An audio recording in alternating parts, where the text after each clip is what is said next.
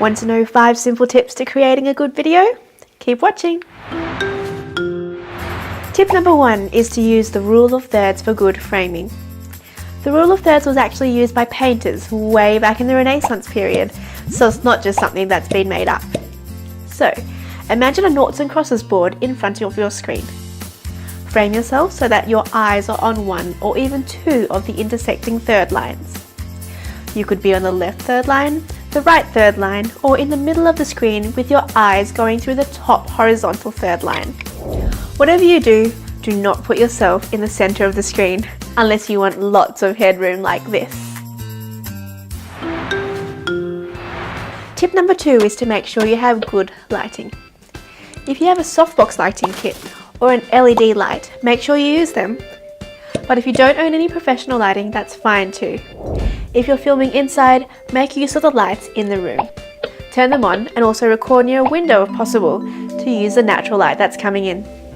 If you're shooting outside, film in the shade if possible and stay out of direct sun.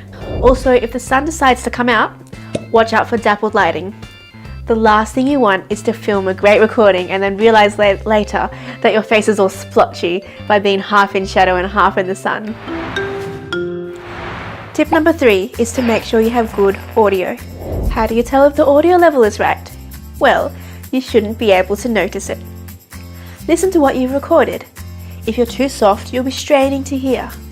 And if you're too loud, or distorted, you'll definitely notice it. If you have a microphone such as a Rode SmartLav, clip it onto your shirt and use that. If you don't have a mic, make sure to project your voice and record in a small, quiet room with carpet if possible so that you don't get reverb or echo happening. Tip number 4 is to use a tripod. It's so hard to keep your camera or phone steady with just your hands when you're recording. So invest in a tripod. If you don't have one yet, just lean your camera or your phone against a pile of books on a table. Find something around your house to use and be creative.